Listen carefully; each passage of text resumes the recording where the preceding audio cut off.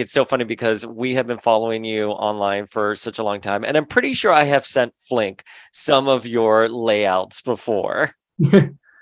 Oh yeah, absolutely, absolutely. I mean, the one that I'm like the biggest fan of, if you can't tell, for people who aren't watching us, I am wearing a John Byrne She-Hulk shirt. So obviously, huge fan of your rendering of She-Hulk. Followed all of your designs for years now. Oh, thank you. Yeah, I followed you guys just as long, I think. Because when I started my posting my sculpts and stuff, that was when I pretty much started Instagram, and you guys started the Power of X-Men kind of around the same time, and yeah, I've been following you this whole time too. Okay, there's this one rendering you did of our God Queen Jean Grey, which we're going to ask about later on in this interview. But I remember when I fell in love with your work right then and there, because I always thought, like, they could never do Jean with a cerebral helmet. It seems impossible. Flink and I like terrorized Ryan Ting about it when he was on the podcast. And your layout with her, like an alternate head with the cerebro head already like molded in. Chef's kiss. Absolutely fucking perfect.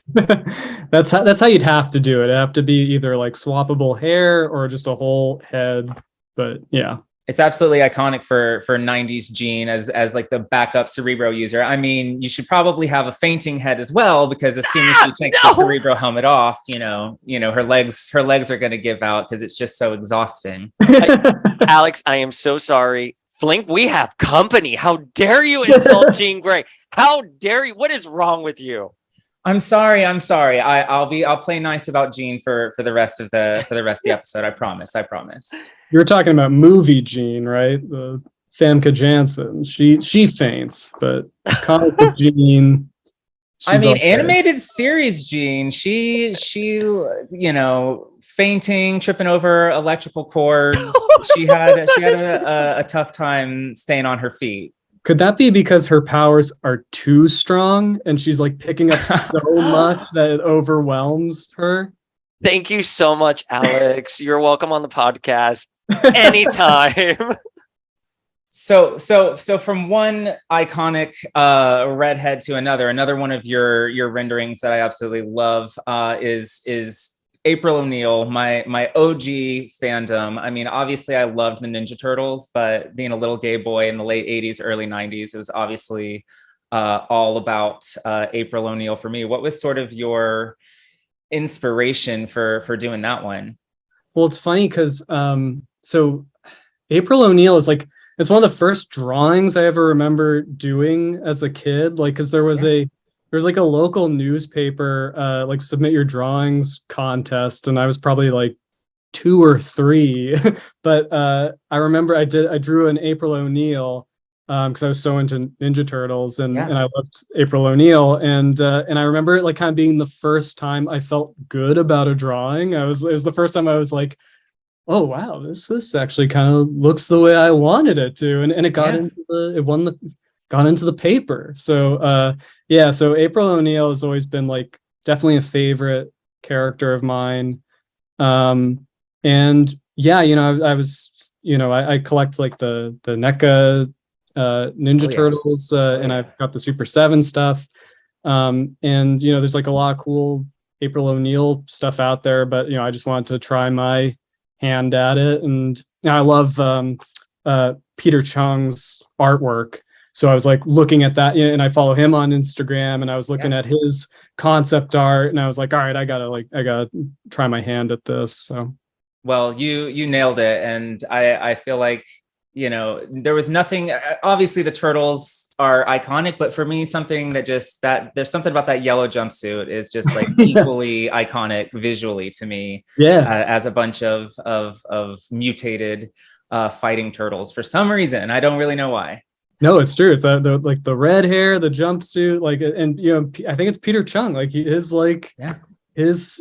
has he has the artistic eye. Yeah, for sure. So Alex, we know you love the X-Men. We know you love the Turtles. What were some of the other fandoms you had growing up?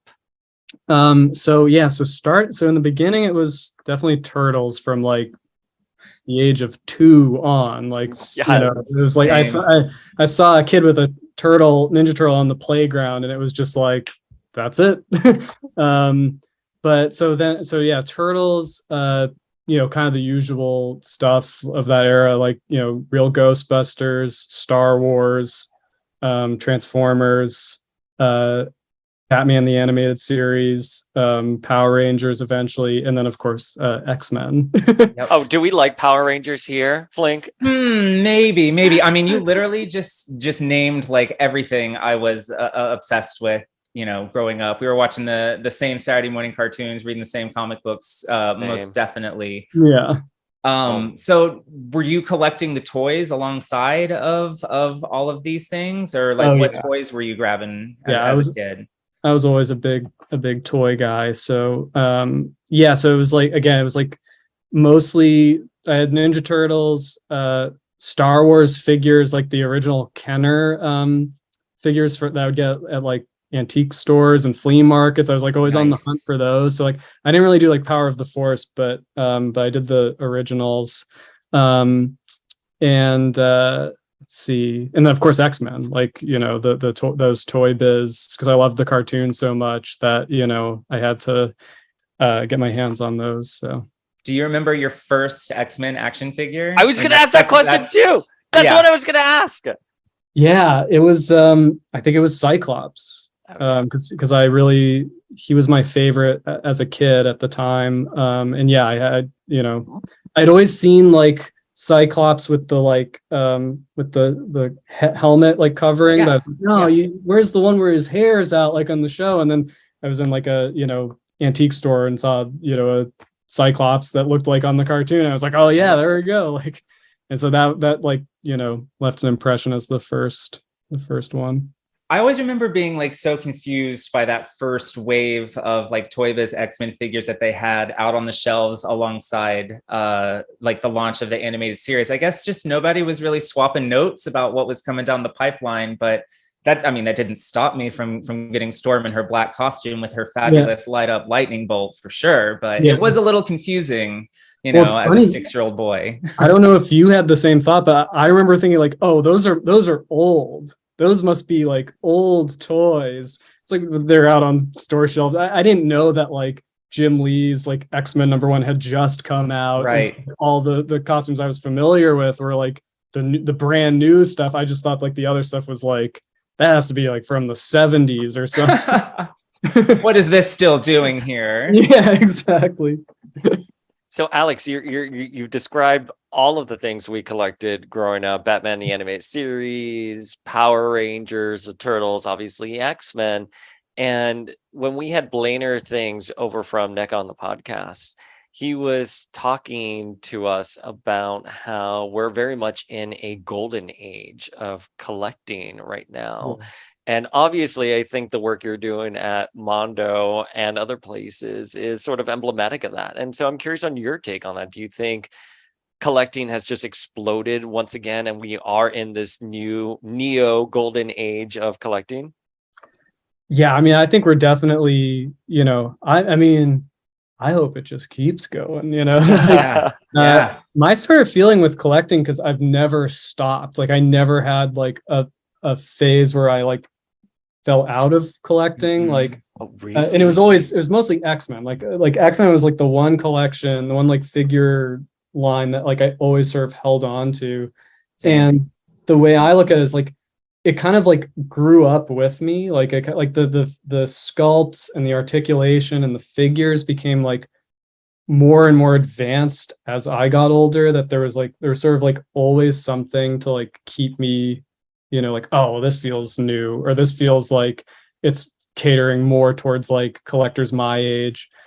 And now we're at a point where, you know, there are all these like high-end, super well-made, super high quality figures. Yeah. And of, you know, like, you know, not at all beholden to like having to pander to kids, or only, you know, I mean, Christ, like I just added a toad to my Brotherhood of Mutants. Like, you know, who'd have thought that would, like, you know, these more obscure characters that, you know, in the past would have been like hard sells kids, it's like, now those are all, the goal is to like have a complete collection. So yeah, I think that we're lucky to be, adults in the time that we're in with this stuff. I mean, I think for me, what really like drives home that this is like a golden age of collecting is like we almost have the entirety of like that iconic 90s X-Men like vertical poster with X Factor, Excalibur, X-Force, etc. Yet to come poster. and we were struggling to get, we never got like a Jim Lee style Jubilee. We never really got a Jean Grey that really was compatible with like the other figures. And like to think that we're just like 2 or 3 figures away from completing that entire lineup blows my mind. But I think the fact that we have Megan, like I would look at that poster and be like, well, we're never getting a Megan. Never.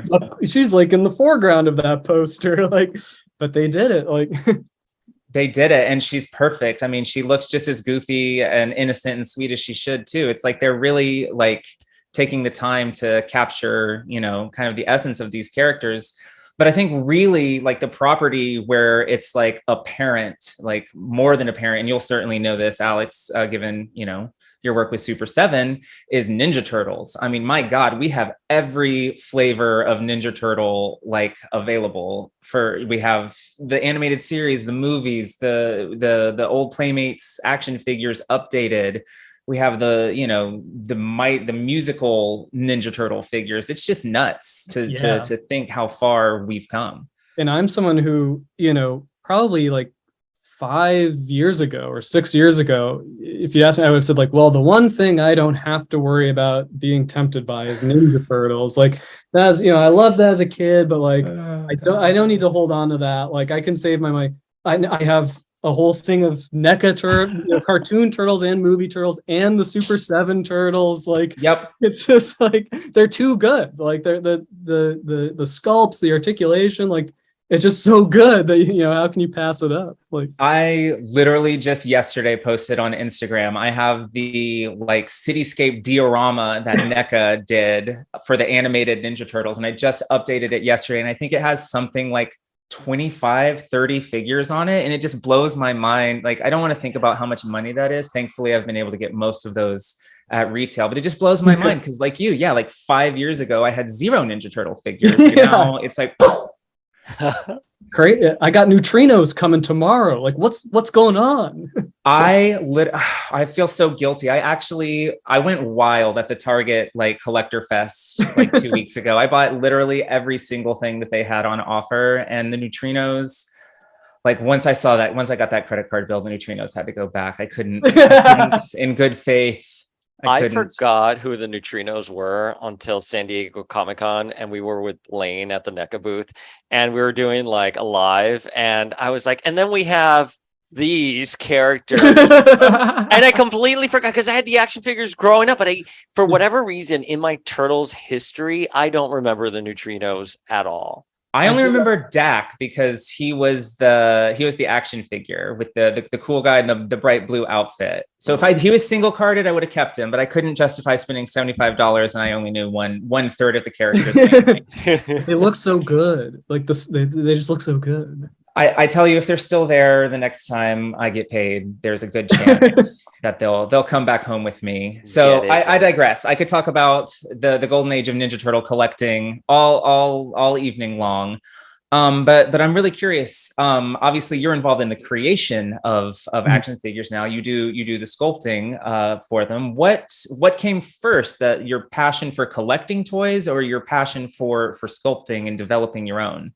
It was always like both there. Like part of even as a kid, what kept me collecting, what I liked about figures was less like playing with them and more the sculpts. Like I would just like sit there and just look at, Ninja Turtles, like all this sort of detailed, like little Easter eggs they'd hide in the sculpts and things. And, I would just love to look at the sculpts. I also like, as a kid, I was always like obsessed with like the sort of like show accuracy of like my toys. And we stuff. all were. Yeah, I was. Yeah, it's so like now it's like that's part of the job, but yeah, I mean like from like as far back as I can remember, like I remember making like, Muppet Baby figures out of like Fimo clay. Like, it was like this, clay that you could like, bake in the oven, and it came with all these different colors and stuff. So I was making, because they didn't have like Muppet Baby figures,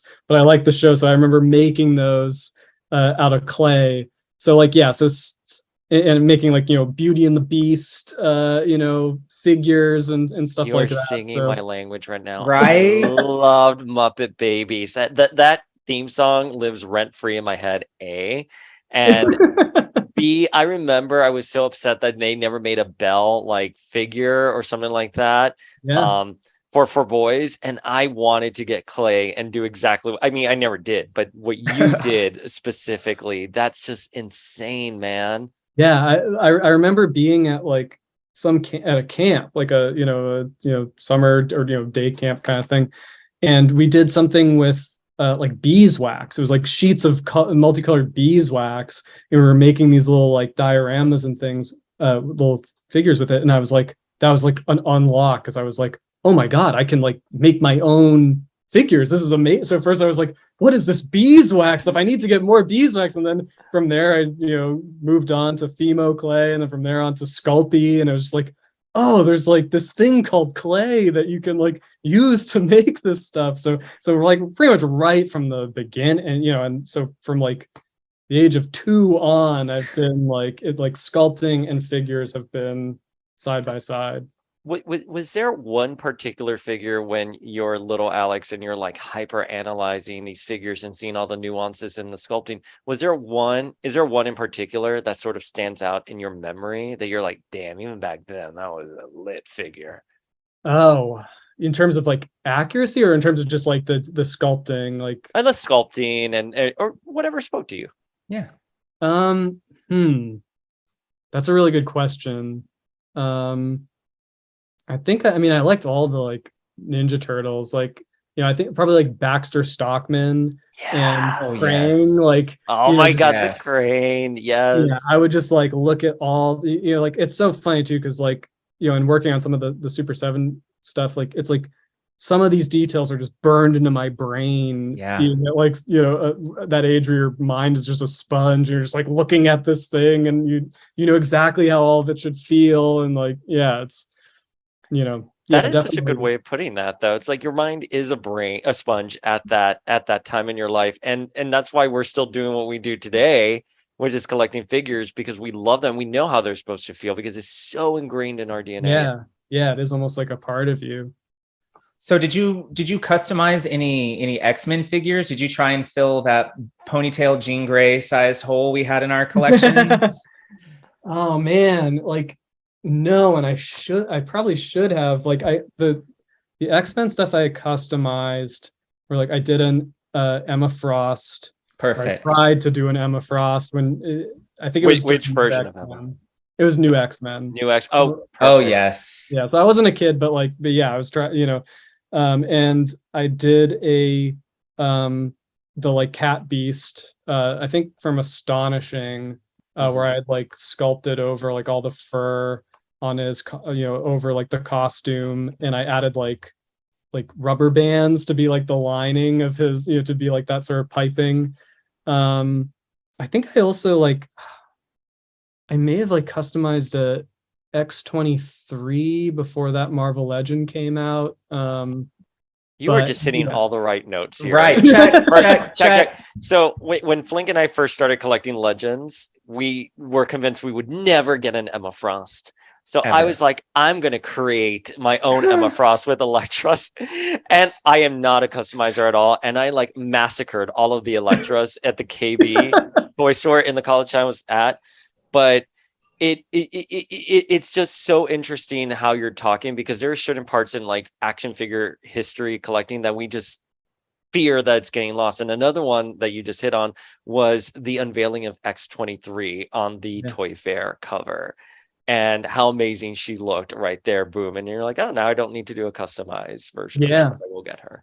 Yeah. I remember just how scandalous them announcing an X-23 figure at the time was. All the message boards were lit up about how dare they make this obscure character before they make, X, Y, and Z iconic Marvel character. And meanwhile, I'm just sitting back like, cool. Like I'm thrilled that they're making her. And I actually, again, I'm no customizer, but I never even tried, but I saw that X-23 body and I saw like a Generation X Jubilee. I mean, she had the zipper, she had kind of the belt. It was, if I had any skill whatsoever, I would have maybe tried my hand at that. But in addition, obviously, to being in the golden age with Ninja Turtles, we're in a bit of a golden age with Marvel Legends as well, and we do actually finally, after all these years, have a ponytail Jean from the animated series. I'm curious, knowing that there she is making a cameo on video for us. I'm curious, knowing that you work on the animated line from Mondo, are you picking up any of the animated figures from Hasbro? Yeah, I got Jubilee and I got Wolverine. Oh yeah. Perfect. That Jubilee looks great, by the way. I like it better than the one we got. Yeah, it's funny, I didn't think it would be that different, but seeing the like the digital printing on this face, it's beautiful, like because I have the original, the first release too, with just the painted on, and it, it doesn't you're like, this doesn't look like Jubilee, but this does, like, this is really like this, it shows the sculpt is like really nice under there. Oh wait, can I ask you a follow-up question? So to bring it back to Jean Grey, because Flink and I were talking about this. So here's the Jean Grey from the Lovers Triangle pack. And here's the animated one. Yeah. Are you saying this is a digital print on her face versus this one? Is that why they look so different? Even though how does that work? Can you explain that to us mere mortals? Well, I can't explain it because I believe it's like a proprietary, like, secret process of Hasbro's. I'm sorry, I didn't know that. No, I mean that's just what I've heard, because I know that like the first, SH Figuarts and Mafex were both doing it, like all the Star Wars SH Figuarts figures had like, a really nice digital face print on there, so like they could do like sort of like subtle shading and like the skin tone, and that's why those figures look so like they call it photo real, right? So and so then obviously Star Wars Black Series started to do that, and now with Marvel Legends, they've just started implementing like digital face printing for comic book characters. But yeah, that's why it's like that's why it's much more like accurate and more delicate. So I don't have that Jean Grey, but I kind of now want to get it for that reason, like, because I bought two. I bought yeah, look at that. Yeah, look at the difference, like, there makes a huge difference. Also, just the more like orange hair is like, that's Jim Lee Jean Grey to me. Yeah, like, I feel like they always do like the sort of dark red, brownish red for Jean Greys, but it's like, in the comics it's like it's orange, and in the cartoon it's bright red, which is kind of the Famke color. Famke's colorist recommended what palette to use for Jean. Yeah. I kind of feel like that red's a little too high, like a splash too highlighter for me, but I agree with your overall point. Like, she's almost brunette on the Lovers Triangle figures. I don't know. I'm on the fence. I've only bought a couple of the cell shaded Hasbro figures, and mostly for parts. Like Jubilee I did buy, but she's like my original figure. She's just wearing like the sunglasses with the cool like glare on it. And then Storm, I swapped out the head. The Storm head is absolutely gorgeous. And now that you say that that's probably printed on, that makes a lot of sense why it looks so good. Yeah, and her hair looks just like the animated series. It's like every strand is right there. The only thing, the Jean Grey one, I was definitely like disappointed in that one, just because sort of the main, first of all, like with this line, like kind of the main thing I was hoping for was like, oh, we're gonna get like all new heads that look like the cartoon characters. Like Storm. But, yeah, like Storm. But even then, it's like, I think it's still like the face from the previous Marvel Legends release with new hair. I don't know. I don't have it in hand, but Oh my God, you might be right. Yeah, I know. Hold up. And It's like just knock such everything. they did just such a nice job on the deco, which Yeah. of course. Yeah, she looks so. Hang on, I have the other one. But anyways, continue. Yeah. Oh yeah, so yeah, I mean, so I was kind of hoping for like for just like kind of a second stab at making like more cartoon specific heads. But then the main, and so obviously they didn't do that with Jean Grey. But the main thing is just the like color to me. It's like if this line is just about like getting cartoon accurate colors, it's like, it's her hair isn't like orange like that on the show, and her costume is more of that like pale orange, like Is it one would describe as peach? yeah, exactly, yeah, peach. Someone And would just like catch you by surprise when you're reviewing the Mafex Jean Grey and say it's not peach. That was Flink. I'm like, I was so excited for that $100 figure until I saw that she was like as yellow as Wolverine. I'm like, no, that's not right. Oh, I for the Mafex one, like I couldn't get past the blue like pads on the thighs. Like those gotta be gold. Like I know in the comics or like later on, like they start like sometimes it'd be like miscolored blue. Yeah, it's a miscolor. Like, yeah. You can't base your $100 action figure on a miscolor. Exactly. So you're proving my point. But yeah, but then the biggest thing for the Hasbro animated Jean Grey is green eyes. She's got green eyes in the comics, very blue eyes on the cartoon. Yep. Alex, I love you so much. We had Larry Houston on the podcast, and one of the things we said that we brought to his attention was, in the show, Jean does have blue eyes, but in the comics it's green. But only during the Dark Phoenix saga, right before she dies, do her eyes become green. And Larry said, I did that deliberately because I wanted the audience to know that was the real Jean in that moment, asking Scott to kill her. So that's awesome. We do our homework. We do our homework here. Okay, wait. So not to veer off because this could be all about Jean Grey. So you talking about I see your face, Flink. Oh, you froze for a second there for me. I was like, wow, he's really holding that face. Given all like this rise in technology and the digital printing and the Mafex figures and the Hasbro and the Mondo, what is kind of like the market like? Like, how do these different markets like vary? Like the action figure market versus the vinyl figure market. I'm curious from like someone who's in the industry who sees this like firsthand. What is the state of it? What are your thoughts on it?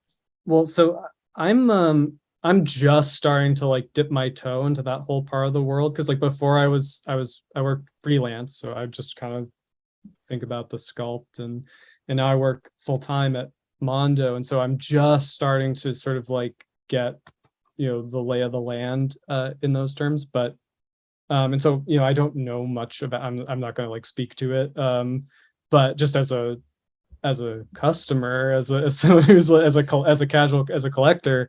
In terms of like what do you mean like in terms of the market? Like, do you mean like how well things are doing, or just like I think things are doing particularly well, but one of the things that really does strike my attention when I look out there, and we were talking about this when we were reviewing Mafex Jean Grey, and you didn't like it, Flink. You're like, well, I have other options. Yeah. And so I look around at what Mondo's doing right now with the animated series. I see that Hasbro's doing it. I see that Mafex is rolling it out.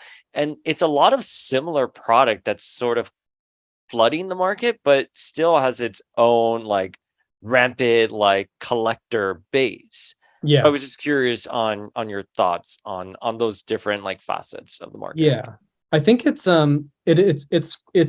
complicated because a part of the job is sort of having to predict trends, having to predict like how well a product is going to do, like especially because like figures start production a year at least prior to when they actually like show up and are available to purchase, or or where they actually get to customers. So you do have to sort of like predict like where things are headed, how things are going to do.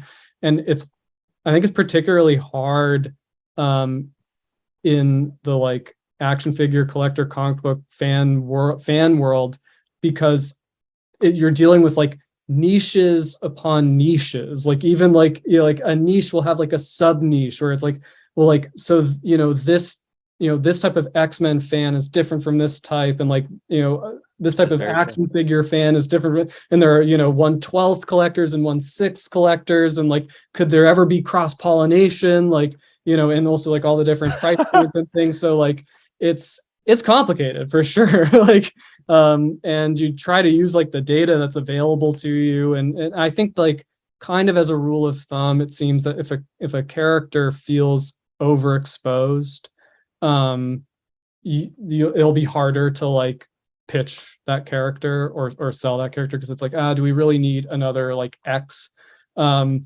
even though it may only be done in like a certain scale or a certain or maybe it's like soft vinyl, like it, but the idea is that like, well, can we generate like excitement for this character if people already feel like satisfied, or if a character comes out and doesn't do well, if it like underperforms, or like one property underperforms, that can make it like really hard like Green Lantern is the Green Lantern movie, I think, is like a great example of this, where like that movie underperformed so badly that like you could not say Green Lantern for, you still can't. Like I think we might be just getting to the point where somebody can say, how about a Green Lantern? Like, it's just like people just don't, you know, even though it's like, well, no, it's because the movie got it wrong. It like doesn't mean that like the That the property's bad or that it like you couldn't do a good version, but it makes it Gem and the Holograms is a fantastic point there. You know what I mean? Like everyone really wanted this Gem and the Holograms movie.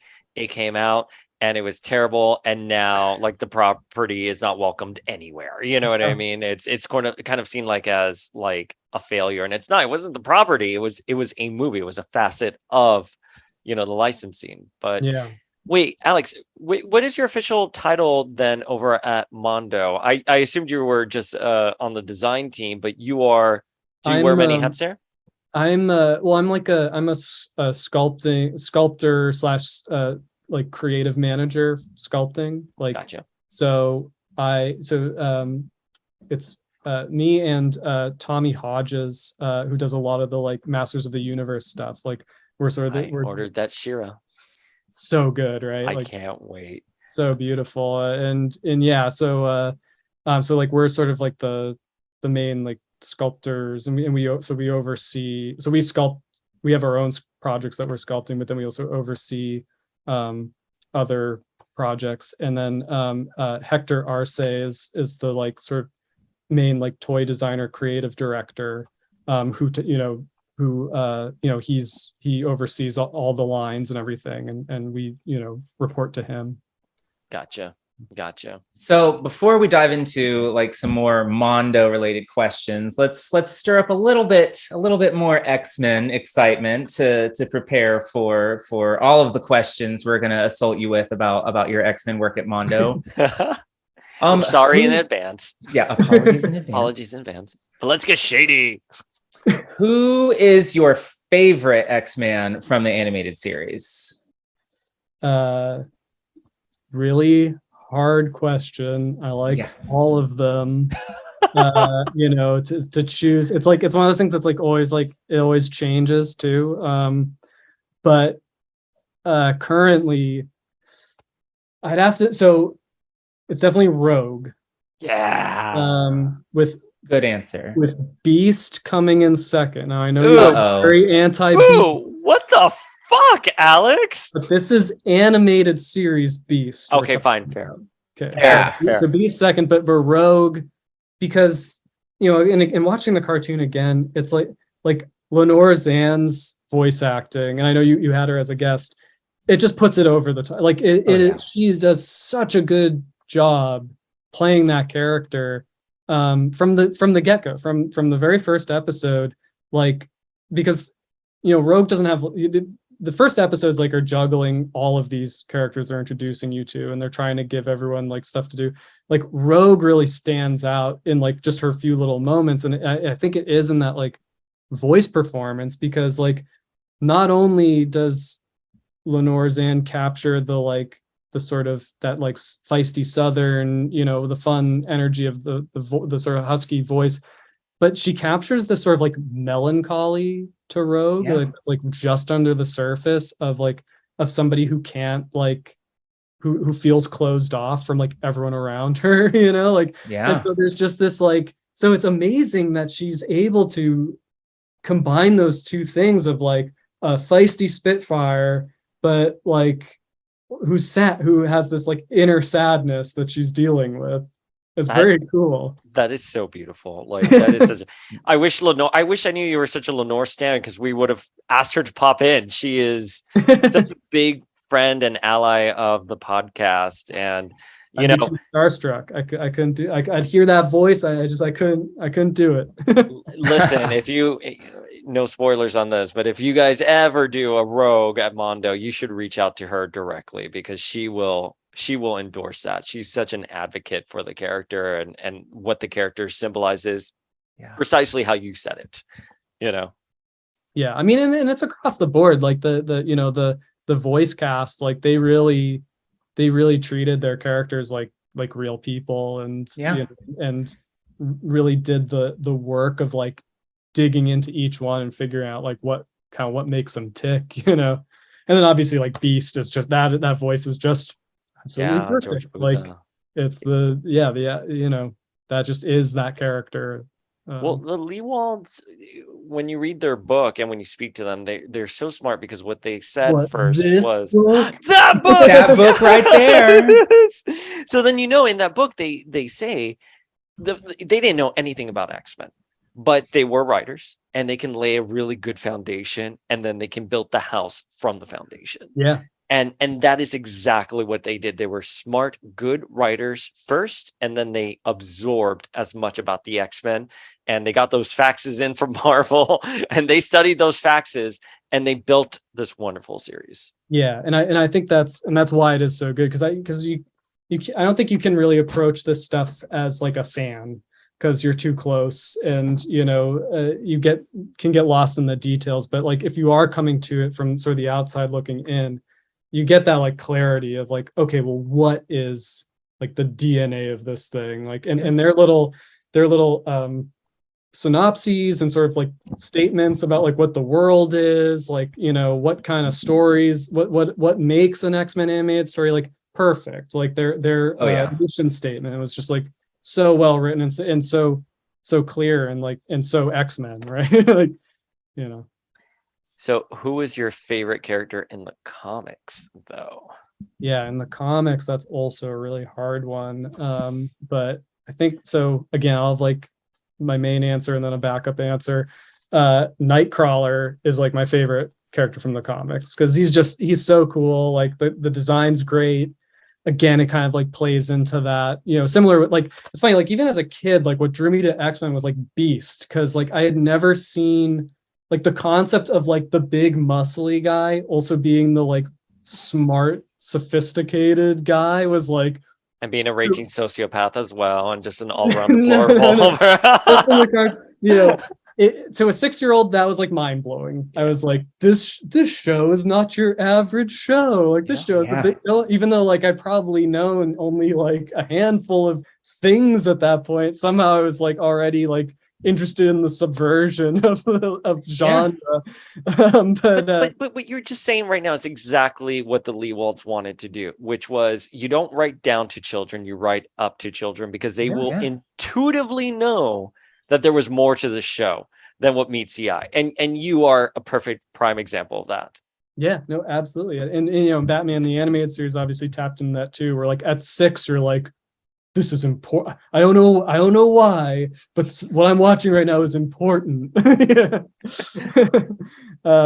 yeah, so anyway, like Nightcrawler, you know, I love that like sort of embodiment of X-Men, where like, you know, he is, you know, he has like the most to contend with from his like outward appearance, but his like inner spirit is like the most positive, the most you know, sort of evolved, I guess.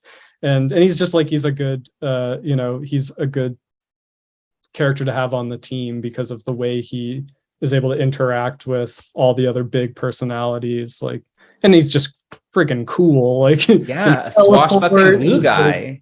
got like elf ears. He's blue furry skin. Like, it's yeah. But my second answer to this is Storm from the comics, and specifically Chris Claremont Storm. Oh yeah, because clearly like she was probably I'm sure he seemed to like feel like a connection to her. Like her character has like the clearest arc during his whole run, and again like just a very like kind of complicated, nuanced character, because it's like the most badass version of Storm. Like even in the animated series kind of like plays her as more of like the Earth Mother. I mean, she's like formidable, like, with her powers, and like she has like the goddess quality, but like in the comics she is like ruthless, right? Like she's like a badass, but also there's kind of like a vulnerability there, obviously, when she like loses powers, and the whole life death arc, and sort of like dealing with being the leader of the X-Men, which like she knows she's good at, but in sort of like this, she's like the Captain Kirk of the X-Men, right? Because it's like, it's like she has like a perspective on things that you can only have when like you're the leader and like people's lives are in your hands. And so I think that comes across in the comics, and it's, I think, really interesting. I mean, she was able to defeat Cyclops for leadership of the X-Men when she was without powers. And he was like the epitome of a poster boy for the X-Men, really, to that point. And it really just marked, like, her ascent just like marked kind of when the X comics, or the X book, just the one at the time, X-Men, kind of transitioned to just be a little bit more cool than it was before. It was kind of, we'd obviously had Dark Phoenix Saga and the Brood Saga and all of those cool Days of Future Past, all those cool storylines. But like, I feel like they're really, her with the Mohawk ascending the leader really was when things started to go on to this whole next level. And it really, she was like the linchpin turning point of all of that. I agree. For sure. That's a really interesting way to put it. That like, the X-Men got cool then. A little. I mean, X-Men, and in my opinion, X-Men, even that corny, Stanley writing, even X-Men was cool. Even then, it might not have caught on until the Giant Size team, but for the most part, X-Men, to me anyways, has always been cool. But on the uncool, on the shady side, we like to be a little bit shady around here every now and then. The shade. I have to ask, who is your least favorite X-Man, if there even is one? Angel. I don't even have to think about it. Wow, that was right out of the gate. Now, does that, when you say Angel, do you also mean Archangel? I kind of do, because like Archangel was when he got interesting, right? It's like, now he's like dark and badass and like, angry and brooding. He's dark and he looks awesome. Like the Archangel costume is so brilliant, and the metal wings are really cool. But then he like, it feels like he just like then goes back to being like, milquetoast Warren Worthington, like almost immediately, like at least like by the time you get to like the 90s and stuff. So like, and he kind of like, I mean, it's like he's an interesting character because he's the one X-Man that is like the least suited to the life. He's actually like I'm just talking about the comics, but like he and Dazzler are kind of like neck and neck for like being the like, we're not sure we want to be here. Like, it's like when the going gets tough, like they kind of like get going, like in the other fair. Like, sorry, prof, world saving ain't my style. Yeah. Bye. I mean, there's that period in the early 80s where like it's right after Dark Phoenix. So like Jean's dead and Cyclops quits the X-Men, and Angel, like Warren comes back in. He's like, I'm gonna be the Cyclops now. I'm gonna be the like senior member who's now gonna lead. And then he gets like a few issues in, and he's like, Wolverine's a psychopath, and everyone else is mean. There was a fit. Yep. He throws his little tantrum. Yeah. Oh, but I Wow. kind of agree with you. I feel like That's incredible. I mean, bravo, Alex. That is a very compelling point. and I don't necessarily disagree with you. I don't stan Warren. I never really have. But like, if you think about it, he kind of wasn't cool at all until he was Archangel, and then even that kind of, you know, it wasn't much of a character arc for him. It was a really cool visual with some apocalypse stories here and there over the years to make sure he stayed a little tormented. But even once he stopped with the metal wings, you know, it was Betsy, his relationship with Psylocke, that kept him interesting. And then, you know, developments over the years that they tried, like the healing blood and all of that, like nothing ever really sticks with him. I kind of agree with you. He's not really my favorite either. Husk, like we can't even go there. Like that's Oh, nothing. We went there with Chuck Austin in a recent episode. We had Chuck Austin on the podcast, and he was very lovely. And we talked about that relationship. Oh, yeah. In great detail. But yeah, no, I agree. I mean, to piggyback off of what you guys were saying, like even the Dark Angel saga, which was supposed to be at the time billed like, you know, the modern reader's Dark Phoenix saga, did not land. And it definitely was so convoluted in the end that once they did Hoxpox, Angel's fine. You know, whatever happened there with the Death Seed and him getting rebooted and a blank slate, no one remembers. Boom, we're done. It's just Angel, and he can morph into Archangel too. So yay. He's kind of always been like a really uninteresting version of Cyclops. You know, like, always like in Cyclops, like in the original comics, it was like they sort of tried a love triangle between like he and Jean Grey and Cyclops, but like, you know, Angel never like stood a chance. Yeah. And then they tried to like force this kind of like rivalry between him and Wolverine when he became Archangel, and then tried to do like even like Psylocke, like she was originally interested in Cyclops, and then Cyclops was like, "Nah, I'm only with Jean." You know, then she was like, "Okay, Archangel, I guess." Like, you know, those issues of Psylocke flirting with Cyclops were some of the first X-Men comics I ever read, and I mean, the art in those was probably not the most appropriate for a first grader at Jesus school. I don't know. A girl licking oil off a guy's face, like come on, girl. Anyway, not Jim Lee style, all good style. So speaking of Cyclops, as we're kind of diving into our continuity here, I have to ask, who is your favorite of the, I guess, 4 Summers brothers at this point? 4. Yeah, so Alex, obviously Havoc, Vulcan, Adam X, right, confirmed, and then Cyclops proper. Yeah, I mean, easy Cyclops. Easily, I'll explain. Like, Cyclops was actually the first. That was like the first thing that got me into X-Men. That was like my very first exposure, because it was like, I remember I was at like probably like a bowling alley, and there was a arcade, you know, an X-Men arcade machine. And I just remember that picture of Cyclops on the side of it. And it was like, you know, he had the like, this was, even though I think this was, maybe the animated series hadn't come out yet, but like he still had the like skull cap sort of look. Mm-hmm. Yeah, I loved any character with a visor at that time. Like, I don't know why, as like a kid, like, because I guess like hiding the eyes just made people look so cool, you know? And so I was like, so it was a vibe. I was like, and I was not really into like superheroes, because I didn't like really think of like Ninja Turtles as superheroes or Ghostbusters. I was like, superheroes. I don't know what that's all. I mean, again, I'm like probably like 2 or 3. But I was like, superheroes, I don't know what that's all about. But then I was sort of thinking like, well, maybe I should like have a superhero that I like. And I saw Cyclops, and I was like, yeah, that's gonna be my superhero. So at any rate, like, so I always had like an affection for Cyclops in the cartoon, and he's cool in the comics. And yeah, I mean, he's like a great leader. I mean, obviously he's terrible in the 80s. Like, you have to like pretty much discount all of X Factor Cyclops. You have to like, that's like, that can't be canon in your mind if you're liking Cyclops.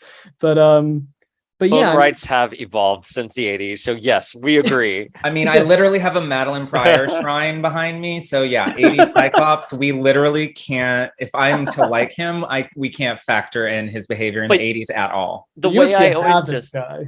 what? So you must be a Havoc fan if Madeline Pryor is. Oh yeah. Oh yeah. I have younger brother syndrome. So I like Luigi, Robin.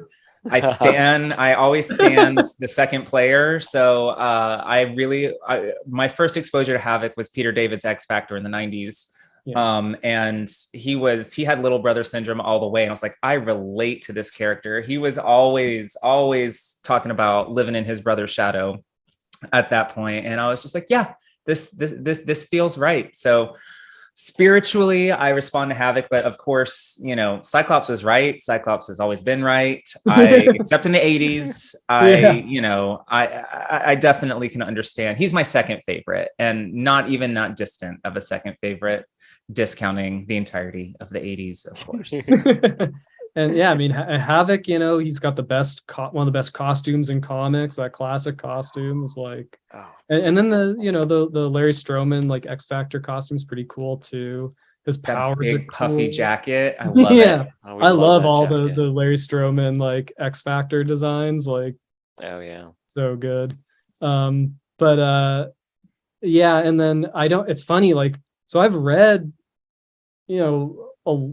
a lot of X books, like all through the 90s. Somehow I missed Adam X like entirely. Like, I don't know like exactly where he showed up. I assume it was like X-Force. Yeah. I just must have missed those, like, so I'm like completely unfamiliar with Adam X. And Vulcan, I also never read that like miniseries. Yeah, Deadly Genesis. Deadly Genesis, yeah. So I was reading I think I was reading the one where like with like the Chris Bachalo art where like Rogue is the leader and like Mystique and Sabretooth are on the team, and I really liked that. Supernova, yeah. And so I was like, Mike Carey. Like, I didn't care about the so I wasn't like, I didn't bother to figure out what was going on with Vulcan, and I know the like vague premise, but yeah, so I don't really know. He's like a jerk? He's kind of a jerk, right? He's a total jerk. Yeah, he's a total jerk. But I guess if you're gonna be a Summers brother, you got some attitude. You have to be a little bit of a jerk. But yeah, no, Adam X, I mean, he's a blink if you'll miss him in the 90s, but they have a series now called X-Men Legends where they sort of revisit past plot holes and they sort of bridge the gap for readers. And one of them was Adam X being the fourth Summers brother, and we're very happy with that. I stand Adam X, but I mean, you just like his hat. I love his hat. He's always going to be like 90s cool for me, but Cyclops is definitely up there for me. And I love Jim Lee's Cyclops design. Yeah.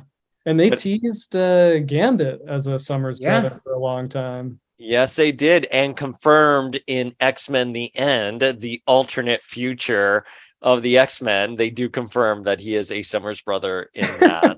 But that was pre-Vulcan and pre-Adam X. I'm not sure that. That was. I don't know that we need a fifth Summers brother at this point. That Corsair. Please. Corsair's like, I'm done. You're done. Corsair, get a fucking vasectomy. Like, Jesus. If you look at Corsair, you're like, yeah, he's. Oh yeah. There are a lot of Summers brothers in the gap.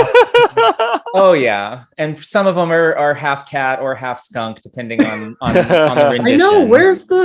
Where's the Hepzibah Summers brother? Like, where's the half brother? We'll get there eventually, I'm sure. A twist is going to be a Summers sister. Boom. Yes. Would be down for that. I would be down for that. There you go. Wait, so speaking of Summers women and Cyclops, so we got to ask you, Cyclops' true love, Jean Grey or Emma Frost? Oh man. These are the hard questions. I know. It's like, so obviously I'm going to go with Jean Grey. Nothing beats Jean Grey. Emma Frost comes close, but it's specifically, so for me, like Emma Frost, it's the Grant Morrison Emma Frost. Like 100%. 100%.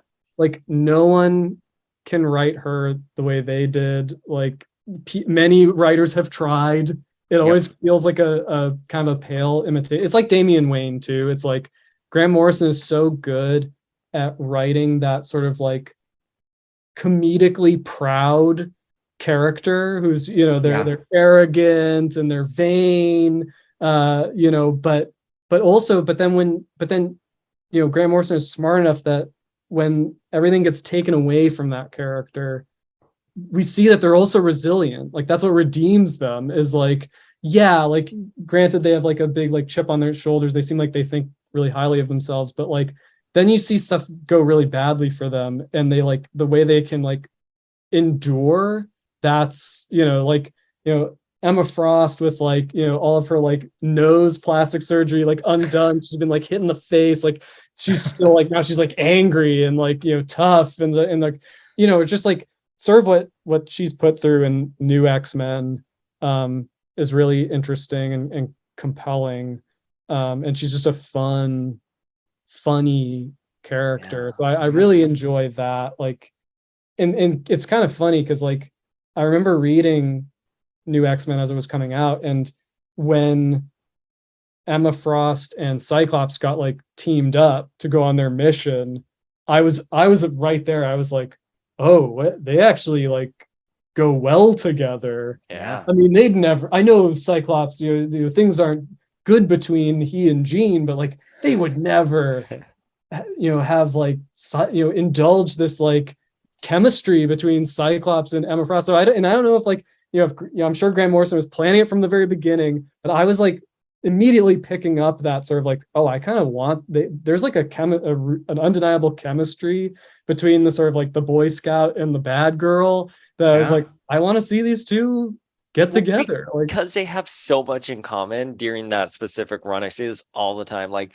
Cyclops was your quintessential cold leader who was starting to become human after being possessed by Apocalypse. Yeah. Jean was becoming a god and like forgetting what it meant to be human. Even Emma says that. And Emma, even though exactly what you said, even though Emma has a big chip on her shoulders and she's this badass, at the core of it, she's a deeply feeling and caring teacher. And she wants the well-being of her students. So I agree with you. Scott and Emma, to me, make so much sense. It's like magnets together, the electricity there, because of what Grant Morrison did, how they wrote those characters during that time. Yeah. I will say, I think Hickman kind of comes close to writing a good Emma, because Hickman can write really witty characters well, or who are supposed to be smart in story. But yeah, Emma, either you really get, there's some writers I've seen, either they think Emma's just the bitchy babe on the team, or there are people who understand that Emma is a deeply complex character who is always one step ahead of the game and is actually very intelligent. Yeah, I think it's also like the context is important with her. Like, so like New X-Men, she really shined because she was like the villain on the team. It's like, you know, she's the outcast in the group of outcasts, right? Like, who, you know, has to is always like figuring out like, do I belong here? Can I make this work? I mean, even though she was on Generation X, it's like they really play it into that like former villain, now part of the team. Yeah. And then I think when she and Cyclops actually like ended up together and were like the couple in Astonishing X-Men and then like, you know, Utopia and all that. So like she became like less and less interesting to me. Yep. Because it's like, she's kind of becoming boring now. Like she's not, you know, they still tried to make her like formidable, but I just like wasn't as into it. They made her the bitchy blonde girlfriend is kind of what they did. And she lost, I mean, no pun intended, she lost a little bit of her sparkle, you know, during that time. And I'll say what they're doing right in the current Krakoan set X-Men books is they have her as a pillar of the mutant community on her own, which is kind of like what Claremont wanted her. In interviews, he always said that he pictured her as more of a peer of like Xavier and Magneto rather than like the X-Men proper. And even though she's still de-aged, which was Morrison's doing, and I'm fine with it. I definitely picture her younger, but she is, you know, standing on her own. She's a leader of mutants. And I think she lost a little bit of that post what Morrison did. Although I agree, what they did was absolutely fantastic. Yeah. It's one of the all-time greatest runs of X-Men comics of all time, for sure. Yeah, to me that's like the zenith. Like it kind of peaked there. Like Yeah. it's but yeah, and then Jean is like she's evergreen. Like Jean Grey is like such an interesting character and is kind of she stands alone. Like there's a lot of complexity and levels to her. Like and yeah, I just think that it's like that's the sort of, granted, like X-Men has gone on so much longer than like most stories can withstand. So like so like Jean Grey and Cyclops, they were always like the romance that you're tracking like from the very beginning. So you kind of it's like Rogue and Gambit, where like you always keep coming back to that as like being the thing that you want to see like work out. But but it's true. It's like these characters have been around for so long that like it's like, well, we're not going to have them change and grow and apart evolve. and grow back together. And so yeah, but Jean Grey is also like really interesting. And goes through a lot of different phases. Like she's always evolving with the stories, it seems. So two things on this podcast that we can talk about endlessly: New X-Men and Jean Grey versus Emma Frost. Endlessly. But Alex, so you work at Mondo, and we want to know, how did that job come about? How did you start working for such a wonderful, iconic company? Yeah, I mean it's awesome. It's really like it's a total dream come true. Like it's insane. It's an insane dream job. Like and it came about pretty much that way. Like so I was posting, I had an Instagram where I was posting my 3D sculpting work. And basically I was posting kind of like my dream figures, like my concept line of like, oh, what would be like my ideal X-Men line that like, if there were no rules, like, like what do I want to see? And so I was doing these Jim Lee X-Men figures where I'd like come up with like the accessories and like, show what the articulation schemes would be. And I obviously I'd fully sculpt them. And just kind of having fun, because like the Marvel Legends line, like it's very close to Jim Lee, but it's not like this would be like, what is the like Mondo or like Super 7 like equivalent to like a Jim Lee X-Men line, like with like the sort of Easter egg accessories and like multiple heads and multiple expressions, and then also really trying to like capture that Jim Lee look specifically. So I was doing Jim Lee X-Men as figures and posting them, and Hector from Mondo saw my work and was like, this is awesome. This is pretty much what we want to do for our X-Men line. And they had already done Wolverine. Wolverine had already come out, but they reached out to me and they're like, hey, we're thinking of we want to do Magneto and we want to do Jubilee, and we really like the way your Magneto and Jubilee look. We'd love for you to sort of like work on this line for us.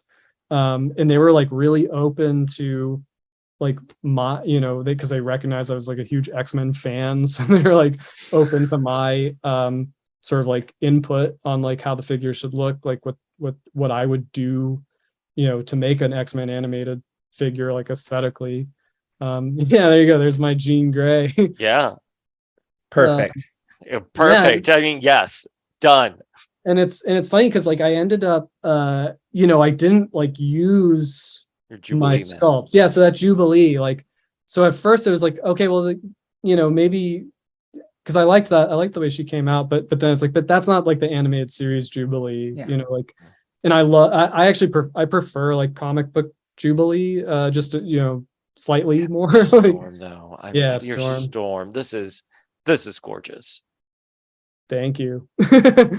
Yeah, no, I'm I love all these characters, and so at any rate, like I did animated versions of the sculpts, and And yeah, and so now I'm sort of like the main guy on X-Men to kind of like keep the line consistent and keep the styles, keep the style there. And yeah, it's a friggin' dream come true. Like Wait, so what is that process like to like designing like the X-Men figures? Because obviously I'm sorry, I'm not trying to be rude while I'm comparing your no, no. Magneto on your Instagram versus the final product you did. I mean, they're different. So like Yeah. what is your approach now that you're officially working with Mondo and Marvel and you're designing? How does your approach in designing these characters go about? Yeah, so the way it works is uh Hector and I will talk about like, what sort of accessories, what different like portrait options would be cool for the characters. Like, we'll look at the cartoon, we'll go back and look at the episodes, and I've seen the cartoon enough times to kind of have a sense of where like what episodes feature what characters, what it's still like there's still things you kind of forget, and like between the two of us, like we kind of cover the bit. Like Hector will come up with like there was a figure that we were working on recently where he came up with an accessory that I was just like, oh my god, that's brilliant, that's perfect, like I want that now. Like so yeah, so like it's between the two of us, like kind of coming up with ideas. We always sort of like what's one of the fun things about Mondo is like we kind of embrace if there's like a meme or like a cultural moment with the character, like we always sort of want to play that up to Like make that it Wolverine. Like this right here. exactly. Yeah, so that is like that's kind of the spirit of the line. Like obviously not every character really has that, but like we're always looking for like what is a way to make this more personal to fans, to make it feel like it's like the fans are participating, that there's like it is responding to that like fan dialogue, right? And not just this like sort of like commercial, safe commercial thing. So yeah, so that's sort of the first step is just like figuring out what we want to do, what we want it to be, what we want it to include.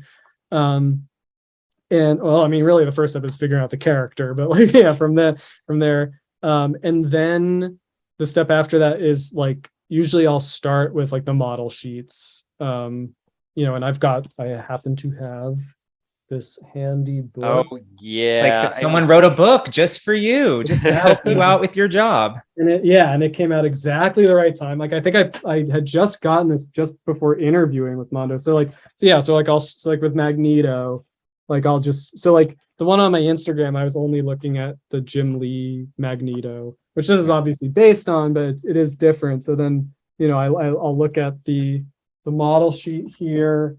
I'll go through this book, look at the drawings of his like unhelmeted heads and the Age of Apocalypse head, and I'll also just I'll usually do like a Google image search too to just sort of see like, well, what are the most popular like pictures that like come up when you look for this character, and then usually I'll sort of figure out like what drawings I like the best, like it's because it's like, or like what I think is like the best drawn versions, because like the animation is like pretty like inconsistent on the on the show, like so like these characters there's like a lot of wiggle room with like the interpretation of like these characters, like so I try to like find what I sort of think of as like, well, when you picture this character, like what's the ideal. And I'll look at Larry Houston's drawings if I can. I'll look at Dan Wiesenmeyer's drawings because like they do, that's like the most those there, and the Will Mugino, if I don't know how you say his last name, but Will Mugino's character designs, and and I'll keep like sort of the best drawings of all of these like in my mind when I'm sculpting. And also like I also always think of like the like anime intro, I love the anime intro. I mean, yeah, we are stands of that. Yep. Yeah, a few times like every Saturday morning. So because as a kid, I somehow saw that on TV. Like I don't know if it Yeah, it was was like in the reruns. or whatever. Yeah, and I was like, what is that? Like, because I was just starting to get into anime, and I was like, that's amazing. Like, this looks so cool. Is the show coming back? Like, but darker and cooler, but Darker and cooler. but so I'll just think of that like from a perspective of just like I think of those as like being very tight drawings. Yeah. So not necessarily like anime inspired, but like the fine detail of the line. I just have a quick question before I throw it back to Flink. So when you have these images in your head and you're like, okay, it's now time to do them. Yeah. I mean, you render everything digitally, and then do you just print it out on a 3D? Do you actually sculpt the figures or do any layouts like that? I have no baseline information to Yeah. know how you start doing it. So basically, my part of it is just the like digital sculpting, and so I sculpt Gotcha. on this here tablet. Is it wait? What is it called? Cintiq. Cintiq, yes. Cintiq. My brother's Oh, look an at illustrator. you. Ryan's an illustrator. My brother's an illustrator in LA. He I don't knows pay that much attention to what my brother does, I guess. Little brother syndrome. Yeah. Wait, I'm sorry, cut you off. Yeah, no, so you draw on the screen, you sculpt on the screen, and basically the way it works, I work in a program called ZBrush. And I bring in a sphere. You start with like it's kind of like drawing, where it's like you want to start with like simple geometric shapes, and you build out like the simple version of your figure, and you get like your broad shapes by literally like laying in digital clay, like, and then sculpting it and forming it and smoothing it, and you just kind of like keep working the whole figure over, not and usually what I'll do is after a certain phase, like you can color in ZBrush, so you can like paint the figure, and because color really does like affect the final look, like especially like a face sculpt, like color can, like, there are some times where you're sculpting and you're like, and just the gray clay looks like, oh, this looks perfect, then you put the color in and you're like, oh no, that's not like, it's not quite right, and then so then it changes based off of that. But then it's important because like the color can influence things, so it's like you want to keep going back and forth between like just looking at the gray scale statue and the colored version, and then getting like it so that it looks right in both ways. And then the colors, that's really just for me, like sort of there's sort of like a step that I'm like skipping, which is typically you do concept art, like 2D concept art, that's what's sent to like the licensor for approval. So you have like, you send like an illustration, like a colored illustration of the figure, what it would come with, and you say, is this cool? Like, That's to Marvel in this case. Mondo sends so that to Marvel. Yeah, and so that would be sent to Marvel, and Marvel would give it, the thumbs up, and they, then would send it back to me and say, hey, sculpt this. But the way I work, or I've been working currently, because I can sculpt the X-Men stuff like pretty quickly, I'll do like a colored sculpt that doesn't have like articulation built in or anything, but I'll do like the colored sculpt with the accessories, and we'll send in a render of that. So and we'll send that to the licensor or Marvel to get an approval. And then if they come back with any changes or anything, I'll make that onto the sculpt, and then it's kind of like a back and forth between me and Hector, like to get the sculpt like exactly perfect. Once the sculpt is approved, then I cut in the articulation. So you take it from like basically a statue, and then you're figuring out like where all the joints are going to go. You're figuring out like the range of motion. And that's still done digitally? Yeah. Okay. Wow. My alarm went off. Yeah, it's still done. It's all done digitally. And how would you, and I'm sorry, oh God, I'm sorry, I asked these fine. insane question. How would you know where, like, obviously articulation for this gene is very different from a Mattel Batman. So how do you know where to put like the articulation points, or is there like a standard, protocol for the figures in the industry? Well, everyone's different, right? So like So let me grab. So this is our Wolverine. Yeah. And so like Beautiful. his knees and arms are different from Yeah. a Yeah. Marvel Legends Wolverine. And so basically I was sent the digital file for this guy so I could look at all the parts and how they fit together and look at all the joints, figure out what the how big The the ball peg. Yeah. the ball peg thing was. And so, looking at that, I kind of used that as like as the roadmap. Like one difference is, so he has like his ab crunch is underneath his pecs.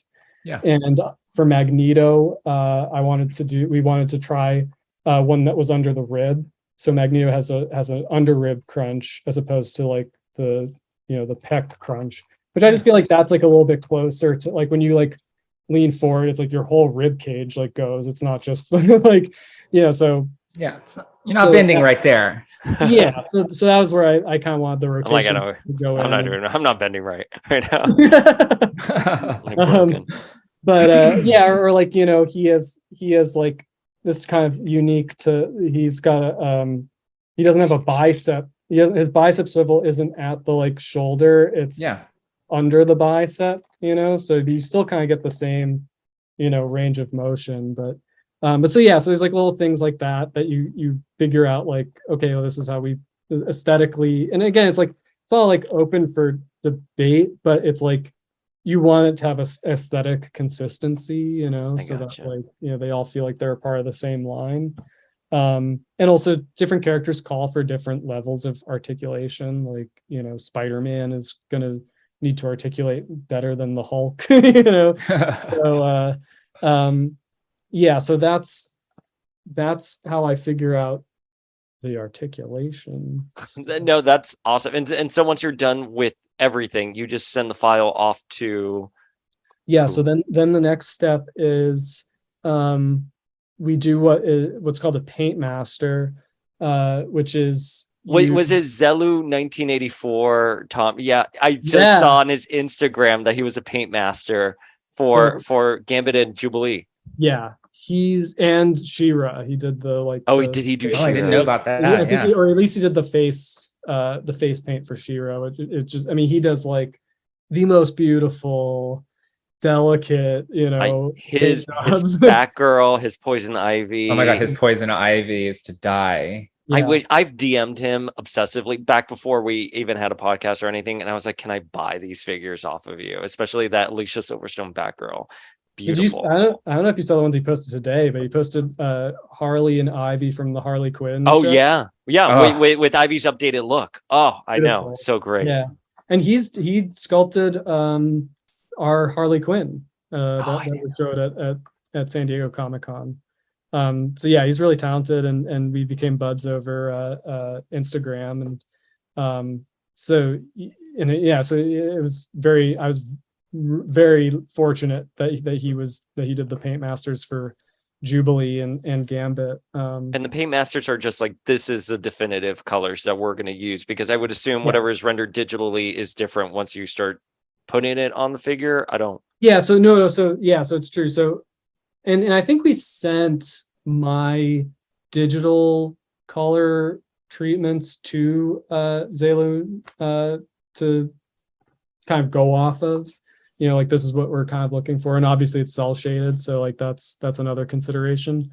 But so basically what happens is we give the 3D files to a 3D printer, and they print it's not like because it's like resin, it's not like a fully articulated action figure, so it's like the parts are kind of combined. There's like a little bit of movement, but they're mostly fused together, and they're printed in 3D printer resin. And so then that is sent to Tom to Zelu 1984, and he paints them. He hand paints the figures, And then that's, we obviously that gets shown off at San Diego Comic-Con, but then it also gets sent to the factories and to say like, look, this is what we want it to look like. Can, they try to match, exactly his, his line. And then, yeah, and beyond that, like, I'm still kind of learning like a lot of the manufacturing behind the scenes. So I'm not, basically from the 3D printouts and, the digital files, like eventually like steel tooling is made. And so like, you kind of figure out like how everything should move. You figure out like how you test how the figure is going to work. And then, super like expensive, like big, industrial steel tooling is made. And those are the molds that you're injecting the plastic into. And, they have to be able to withstand like a long production and all that. And I'm just really curious. You mentioned that, obviously this line is cell shaded. How are you guys like choosing where that shading goes? Because I think you're definitely doing it more successfully, in my opinion, than Hasbro did. I think theirs is a little wonky in places, but y'all's is really good. Are y'all like copying like exact cells or frames from the show? Yeah. Well, so fortunately, it's like the show is pretty consistent in their cell shading. Yeah. I mean, if you think about it, Larry Houston. What's that? Shout out Larry Houston. Yeah, no, it's true. Like, because if you think about it, like, doing stuff from animation is kind of like perfect for like action figure production, because like they have to create enough art assets to tell like an animation assembly line, like this is how it has to look. Like, you always, they're not really leaving it up to the animator to like completely dictate like where the shadows go, and there's like a lot of guidelines of like this, not this, like if it's direct sunlight, like it's not like this. But at any rate, like X-Men, it's like very consistent. Like sometimes maybe it's flipped, but it's like there's always shadow, on one side, like a rim light highlight on the other side. So I basically go by that. Like I pick where the light source is going to be. And then this is when I'm coloring my digital stuff, but this is like technically what the concept art ends up being. And it's what the paint masters are made from.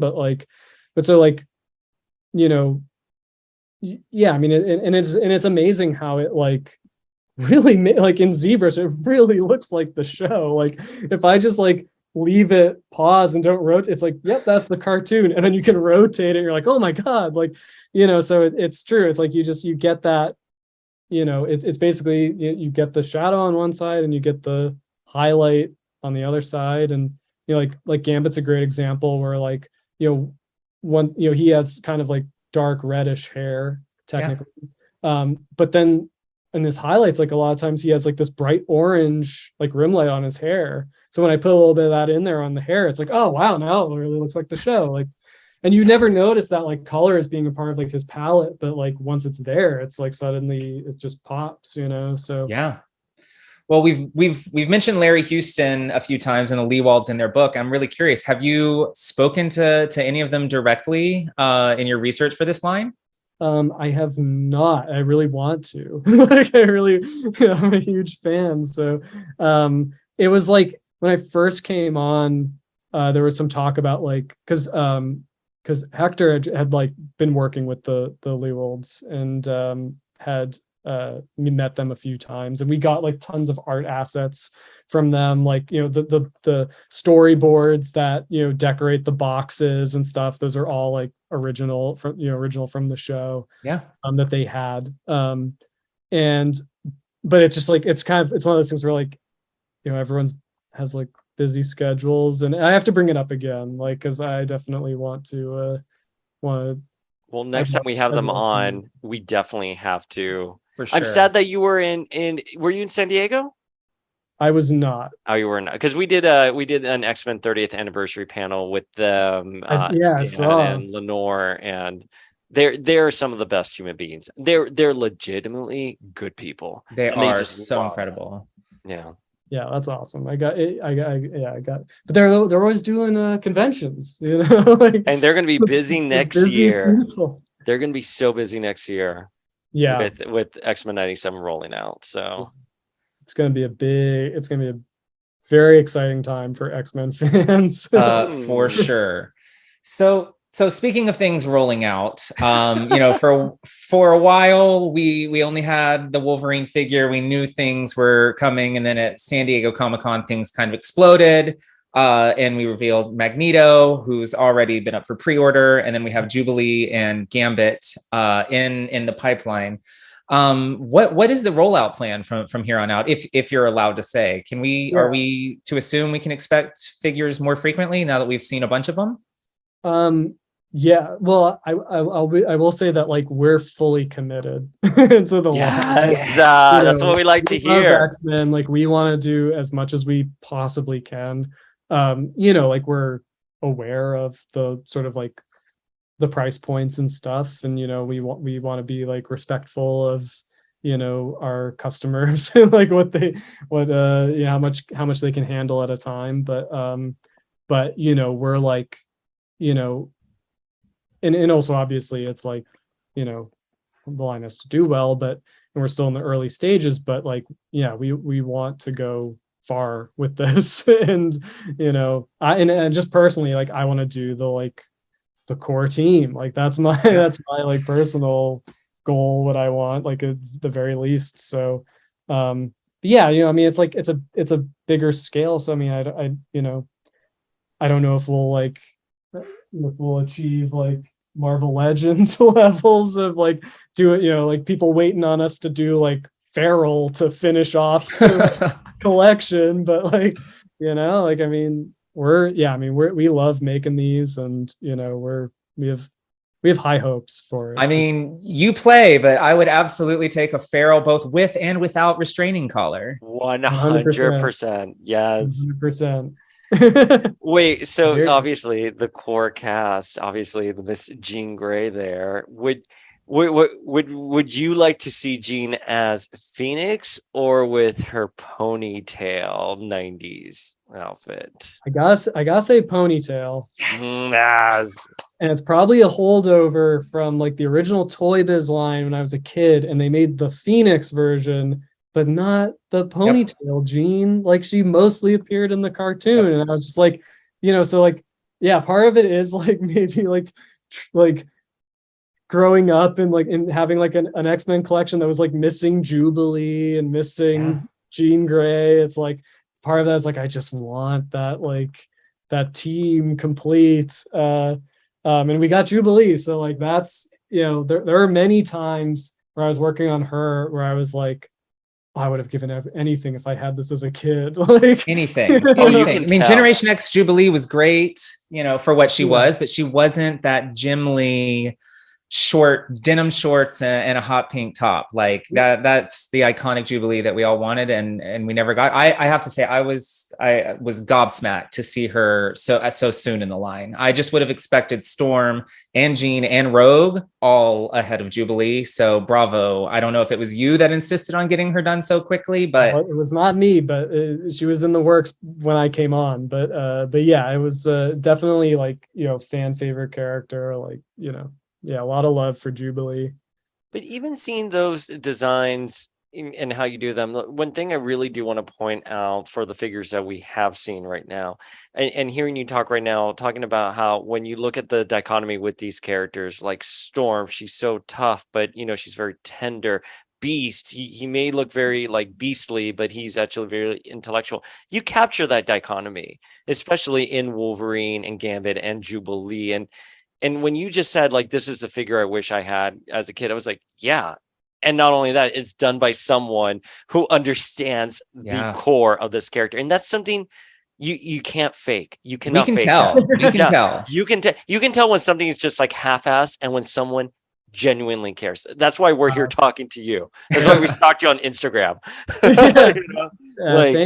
Thank you so much. I mean, like, I do kind of like, obviously I'm like a super fan, like I'm the guy to be doing X-Men animated stuff, but I'm gonna make sure it's right, but also like I do kind of view sculpting almost like acting, in that you sort of your job is a character, it's a personality, it's like you for a month of your time you are like in this character. You're getting in their head. You're thinking like what makes them tick, and you're trying to like imbue it, you're becoming like, you're gonna try to become like the expert of this character, and you're gonna try to imbue your sculpt with like all of that. That's what I like about it at any rate. Like, I love that answer. I would have never thought of it kind of like that, thinking of it like an actor, but it makes so much sense. And like, that's probably why your work has so much personality into it, is because you think on it on that kind of level. You're not just like, oh, we have this.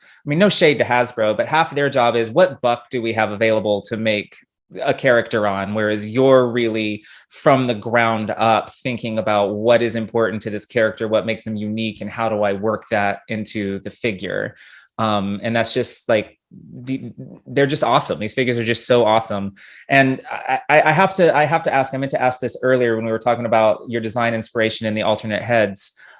Whose idea was it for Jubilee to have the elf head from the Jubilee Fairy Tale Theater episode? that was Hector's idea. I'm pretty sure. Because again, it's like anything that's like fun, that is, possibly is like a little bit outside the box that no one else would do.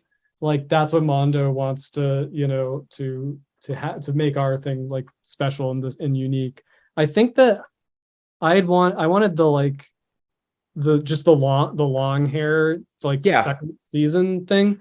So I made it like, so in that like all like kind of fits similarly, but yeah, I think it was Hector had the idea to do the Fairy Tale Theater Jubilee, nice. Which is just super fun. Like, well, these alt heads for Magneto, I mean, first of all, you gave us Evil Morph, which, I mean, the entire internet is bursting out in thunderous applause. So thank you for Evil Morph. But you also did the Age of Apocalypse head, which was a blink and you'll miss it, moment in the X-Men animated series. It's not even the comic book version; it's the animated series version. Yeah, but it's Magneto with a beard, and that just like something about it makes sense. Like I know, I think in the comics, like I think it was like Joseph who had the beard. Like I don't think it was even ended up being Magneto, and like Joseph, the greatest X-Man ever.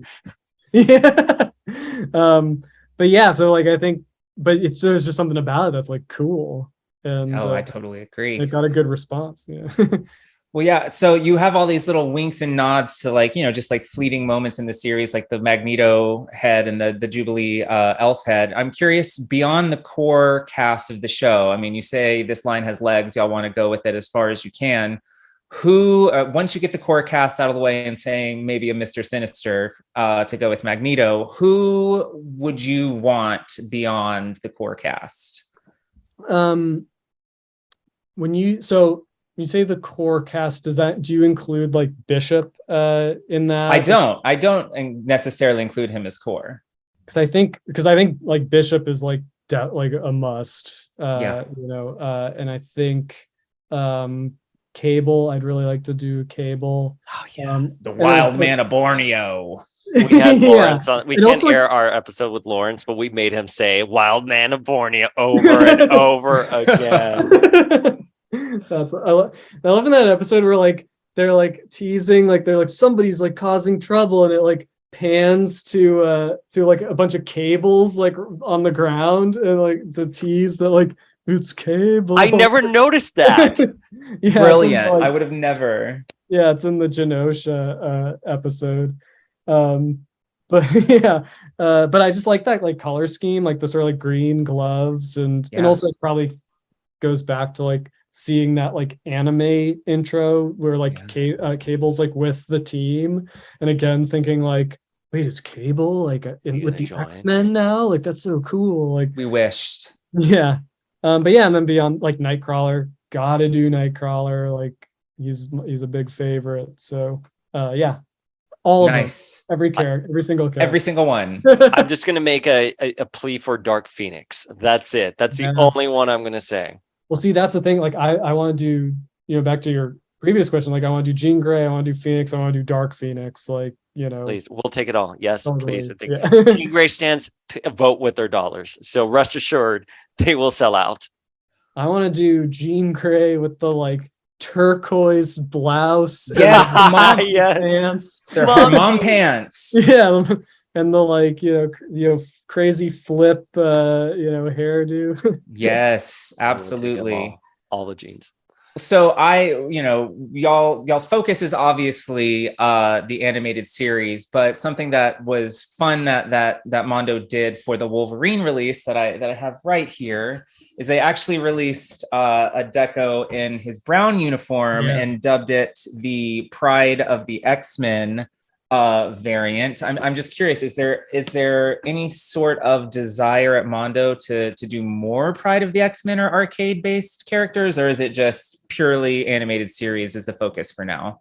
There's definitely desire. I love Pride of the X-Men, like Well, the toy animation right there. Yeah, I mean, this animation beautiful on that show, like just that, or that pilot, like just exquisite. um I think with the Wolverine, it was like, well, this is a easy repaint, like this Right. makes sense, like and with like a few swappable parts, so like sort of thinking in those terms. I don't It's one of those things where it's like, if it makes sense, like yes, like it's on the table. I mean, I want like Colossus, Nightcrawler, Storm, Dazzler from that whole series. Like I'd take all of it. But... Dazzler would rock. Well, obviously a Rogue hasn't been announced at this point, but I just would like to point out that Rogue has a very similar kind of silhouette as Dazzler in Pride of the X-Men, the spandex bodysuit with the little jacket over it. I'm just and even a headband. I'm just putting that out there. Not wrong. You're not. I mean, wrong. I'm a Dazzler stan. I can't believe I've gone this long without mentioning her, but she's my favorite comic book character. So definitely want her Pride of the X-Men. Hope we can get to her in her totally inaccurate red hair from the animated series, just planting the seed for whatever Dazzler we can get. I loved her voice in that cartoon though. That's how I hear her. I hear her like that in the comics.